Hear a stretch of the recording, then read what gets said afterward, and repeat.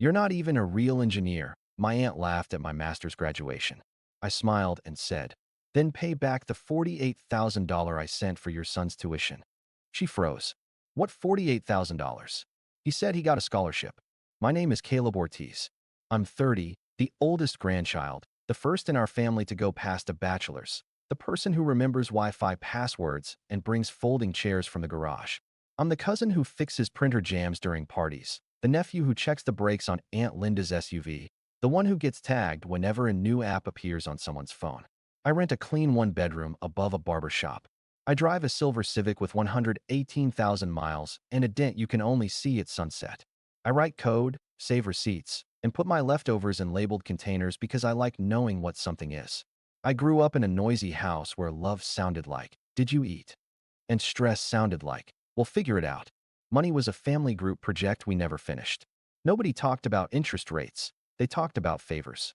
When I got a partial scholarship for my undergrad, everyone said I was set for life. When I got into a master's program, they said, "Don't forget where you came from." I didn't. I tried not to. The day I graduated with my MS, the campus was full of caps and camera flashes. Our family arrived like a parade. Mom, dad, cousins, two aunts, an uncle who thinks every conversation is a debate, and grandpa with his cane tapping out a tempo on the pavement. They carried signs that said, "That's our Caleb." And student loans who? My cousin Marco's idea, because he likes a joke even when it's not true. We took photos in front of the engineering building. The brick looked warmer through my mother's tears. Grandpa tapped my shoulder and said, "Proud of you, Mijo." I felt that sentence in my chest like a clean breath. We moved to the reception hall for cake and speeches. Plastic forks, sheet cake, coffee and cardboard dispensers with levers that stick. The dean said a few things about innovation and responsibility. People clapped. My friends hugged their parents. The room had that thin layer of joy you only get when everyone is tired and happy at the same time. Aunt Linda arrived late, sunglasses on indoors like she was hiding from the weather. She hugged me and whispered, "Finally." Then she took one step back, looked at my tassel, and laughed the kind of laugh that lands like a flick to your ear. "You're not even a real engineer," she said, loud enough that the people at the punch bowl flinched. "It's computers. It's pretend. Real engineers build bridges." A few relatives laughed with her because laughing along is easier than not. My dad looked at his shoes. My mom's smile went thin. I smiled too, because that's a reflex I learned at family parties. "Okay," I said, and took a slow sip of coffee. My hands didn't shake, so I knew I wasn't going to cry. "We can talk about what's real later." She waved a hand. "Oh, don't be sensitive. I'm kidding. Besides," she leaned in, voice sweet, "you owe me a speech for all I've done for your career." "What have you done?" I asked calm. She winked like we were in on a joke. "We'll chat at dinner." On the other side of the room, my cousin Leo, her son, was taking selfies with the mascot. He wore a designer hoodie I recognized from the credit card ad that kept following me around online. Leo saw me looking and held up his phone like a trophy. "Influence," he said. "It's my job." We cut the cake. People talked over each other. Uncle Rob turned a toast into a TED Talk. Aunt Linda kept circling back to me with tiny jabs. "So now that you're done, you can help out more, right? Don't forget family. Your degree is for the team." Each jab landed on the same spot I'd been trying to keep clean. The first trigger line had happened. Not a real engineer, but the real trigger was the way the room arranged itself around it. The little laughs. The silence from people who knew me better. The tiny permission that insult gave to a kind of taking I already understood. I kept my cap on, partly because it felt like armor, partly because I wanted to hear the tassel brush my ear when I turned my head. It reminded me I'd finished something that belonged to me. I looked around. My friends were pulling their families into pictures that looked like magazine ads for happiness. My family looked like a board meeting where someone forgot the agenda. I told myself, "Not today, Caleb. Eat cake. Not.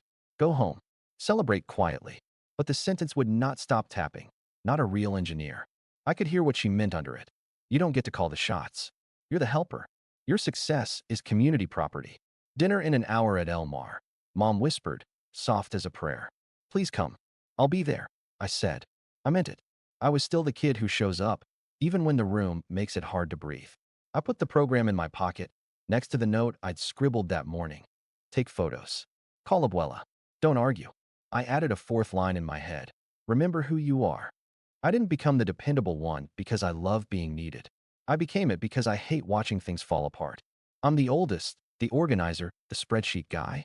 I can make a plan for anything. How to get 8 people from a church to a restaurant in 2 cars. How to rebuild a laptop from parts. How to pay off a balance in 6 months if nothing else blows up. Our family's unofficial motto. We'll figure it out. Our unofficial rhythm. Figure it out means Caleb will figure it out. I used to think that was an honor. Then I realized it was a habit they never had to break. Aunt Linda learned that habit early. She's my mom's younger sister by 3 years and the loudest person in any room. She calls herself frugal and calls other people cheap. She says the universe provides and sends me her Zelle handle. When her son Leo got into a state university 2 years ago, she put his acceptance letter on the fridge and said, "We are so blessed." When they saw the cost after aid, she said, "We are so stressed." The night before Leo's first tuition was due, she called me. "We're short," she said, like it was weather. "Just this once, sweetie. He got a small scholarship and Rob's hours got cut. You know how it is." I did. I also knew Leo had posted a story that morning from a concert in a different city. "How much?" I asked. She named a number that made my shoulders tighten. "I'll send what I can," I said, because that's a sentence I can say with my eyes closed. I didn't tell anyone. I don't like watching people fight about money. I wired the cash and told myself it was a one-time kindness. It was not one time. Tuition is a season, not a moment. Books cost money. Meal plans cost money. Emergencies cost money on the exact days they were also somehow treat yourself days on Instagram. Each time the ask came, it had a new outfit. "We'll pay you back when taxes hit. We'll pay you back when Rob's overtime starts again. We'll pay you back when the scholarship clears. We'll pay you back when the landlord stops being a jerk." I set up a simple Google sheet titled Family Loans because naming things helps me breathe. I put Leo's tuition on its own tab. I logged each transfer. $2,000 here. $1,200 there. $480 for lab fees. $175 for book codes. I made notes to protect my brain. He'll pay me back. It'll even out. It didn't even out.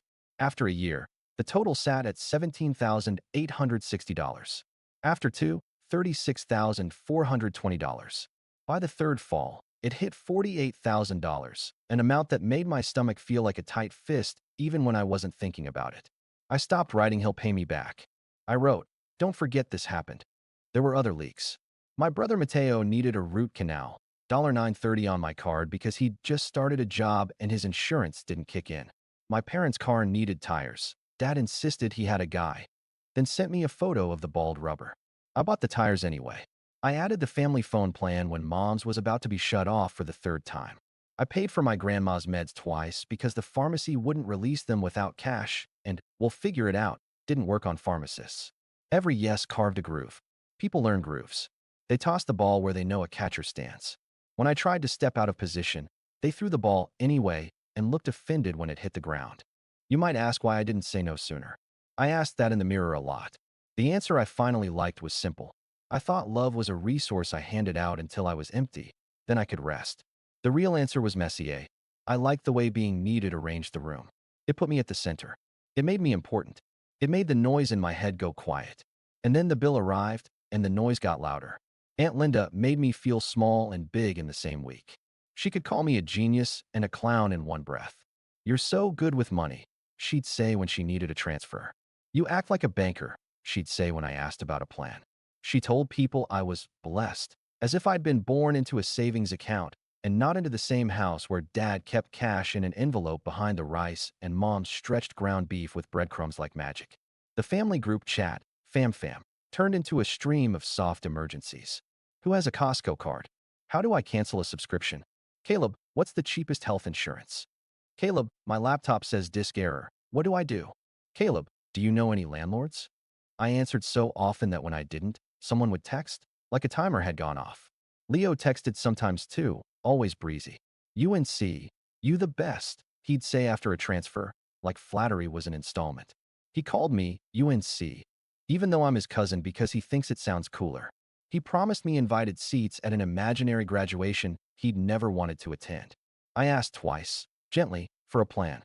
Can Leo get more hours? Can he do 2 semesters at the community college? Aunt Linda would reply with a story about a counselor who discouraged him, or a professor who had it out for him, or a landlord who hates success. She always found a villain who wasn't her. She always found a hero who was me. She always said, we'll make it right. By the time my own tuition bills arrived for the master's program, I realized I'd built a weird, shaky bridge where I stood in the middle holding two families up with my hands. I took extra freelance gigs at night to cover my own classes because I didn't want to stop Leo's train. I wasn't a hero. I was tired. I told no one because shame is quiet. I promised myself I'd finish my degree and then clean the mess. Once I graduate, I'll set boundaries, I said. I'll do it politely. I'll do it with charts. I pictured a family meeting with muffins and grace, and suddenly everyone would understand interest rates like a parable. If you've met families, you know that's not how it goes. The week before graduation, Aunt Linda called with a new flavor of the same request. We're short for Leo's rent, she said. He had to buy an art history book that was $50. 50 for art. In the background, I heard someone laughing. I said, I can't. She paused like a computer buffering. Excuse me. I said, I can't. I have my own bills this week. She went very quiet, then very bright. Of course, honey, she said. You do you. She hung up. I knew that tone. It's the tone she uses right before she tells everyone I've changed. Which brings us back to the reception and that laugh and that sentence. Not a real engineer. The minute it left her mouth, I could see how the dinner was going to go. I could see who would take which side of the table. I could hear the lines they'd rehearse. I could feel my own hands finally finding the edge of a rope I'd been gripping for too long. So I ate cake. I smiled at cameras. I packed the degree cover into a tote bag like it was a fragile plate.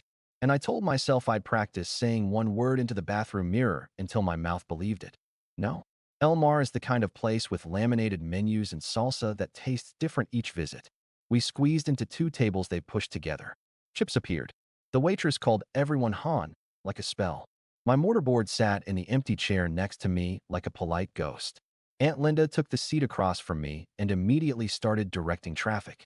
Rob, water. Leo, napkins. Caleb, tell us what you're going to build that's real. She laughed at her own joke. People chuckled the way you do when you're waiting for the food and want to keep the room from wobbling. I kept my voice even. Software runs bridges now, I said. But okay. She waved me off. We're proud. We are. Now, about family. There it was. The door to the old room I'd lived in for too long. I could feel the hinges creak. I'm always about family, I said. What do you need? She smiled, sweet as cake icing. Nothing big. Just what we talked about. Rent and tuition. You know the drill. Right then the waitress appeared with a sizzling plate that sounded like a rescue helicopter. She set it down and smiled at me like she knew I was in a movie I'd seen before. When she left, I put both hands on the table so I wouldn't fold them into a prayer. I can't do that anymore, I said. Aunt Linda blinked. Can't or won't? Won't, I said. The words sat in the middle of the table like a new condiment nobody had tried. I won't pay Leo's bills anymore. Leo looked up from his phone. Huh. Not mad, I said. Just done. Aunt Linda laughed, but it didn't sound like a laugh. You're not serious. I'm very serious. I pulled my tote bag up and set a plain folder on the table. Inside were printouts from my bank, dates, and amounts. A simple list titled Transfers to L. Ortiz/A Linda. I didn't slam it down. I slid it like homework I wasn't embarrassed to show. This is $48,000 over 3 years, I said. Tuition, rent, fees, emergencies. I tracked it because that's who I am. Her face changed shapes. What 48,000? She said, voice too light. He got a scholarship. I nodded. That's what you told the family. It wasn't true.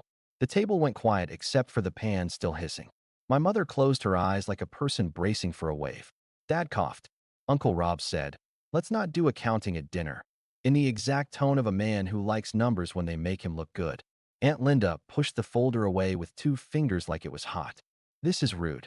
What's rude is calling my degree pretend and then pretending my money wasn't real, I said. My voice didn't go loud. It didn't have to.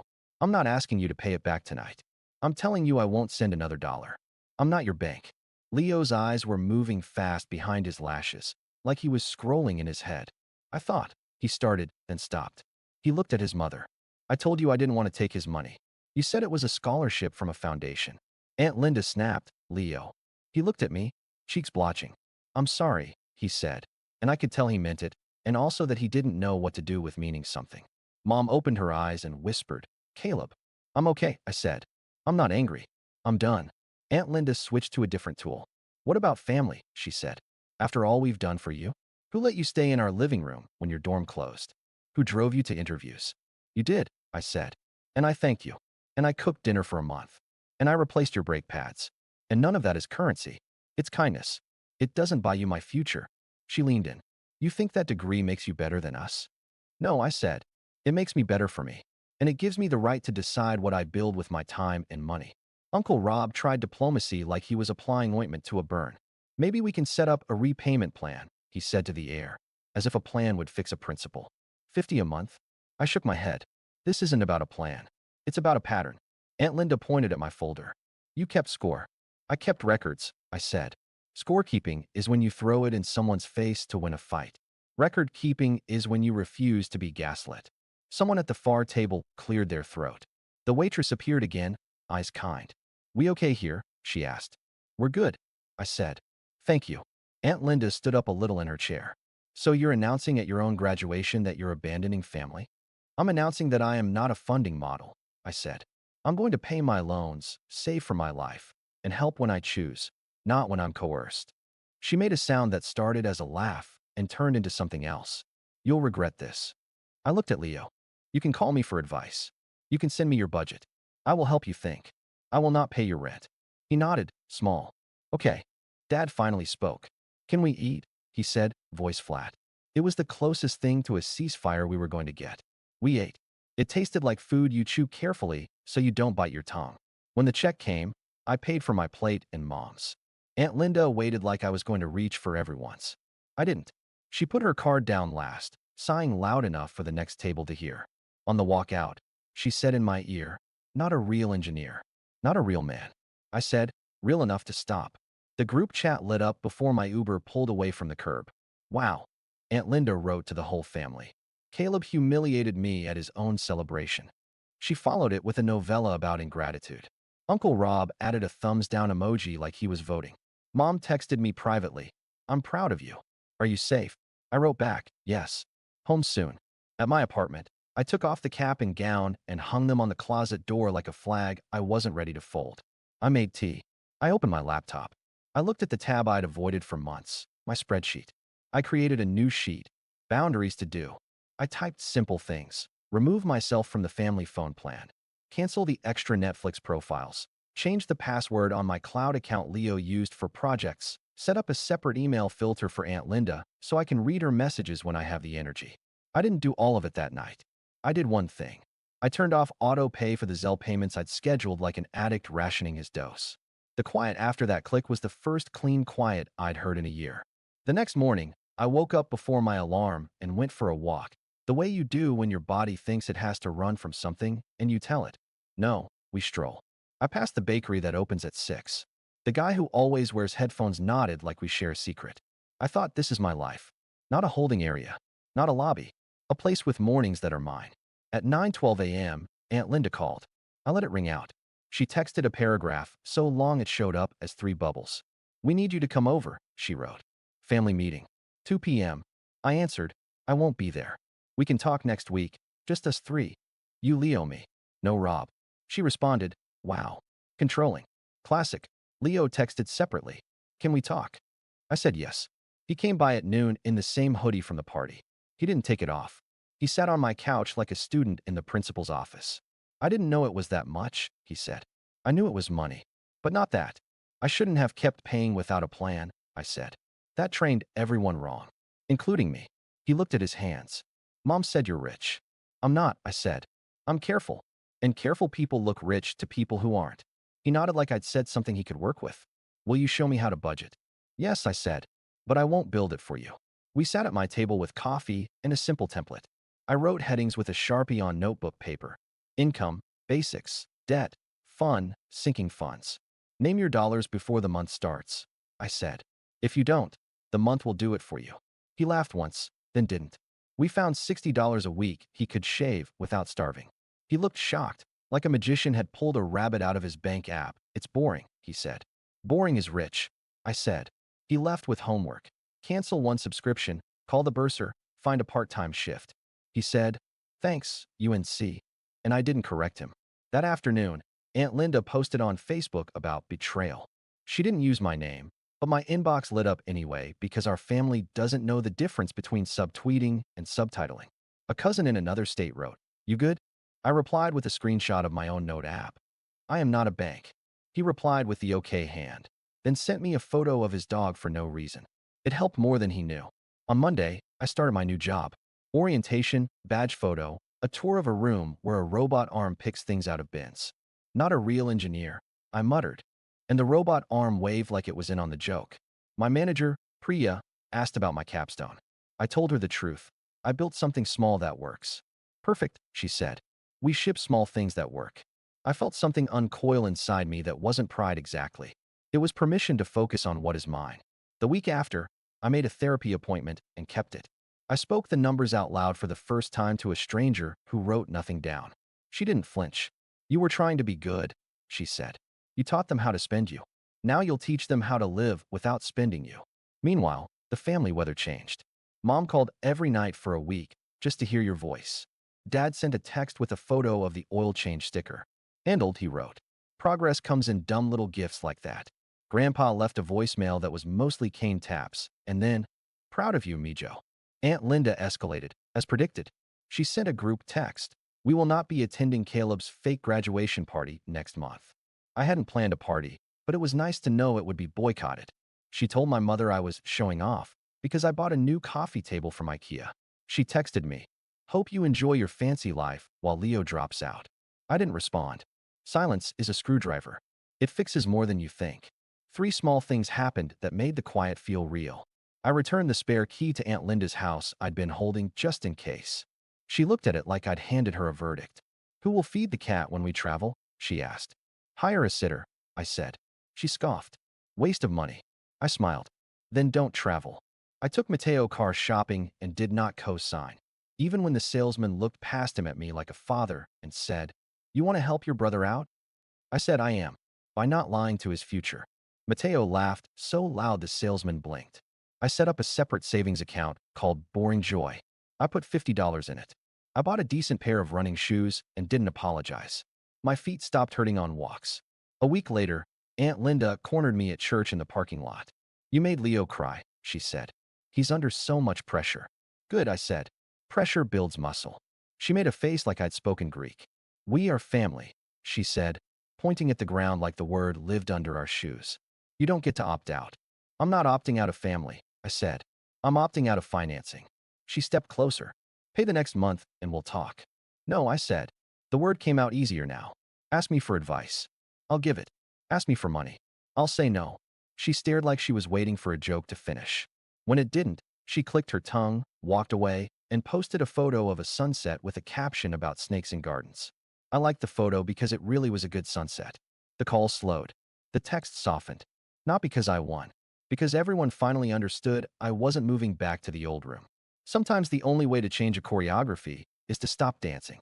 One night, Leo called. I got a job at the campus IT desk, he said. It's boring. Good, I said. Boring is rich. He laughed. I used that line in an interview, he said. They thought it was deep. I wrote a new line on my boundaries to-do list. Start living like you're not on call. I put my phone in the kitchen at night. I slept. I woke up to a world that didn't need me at 2 a.m., and I didn't feel useless. I felt okay.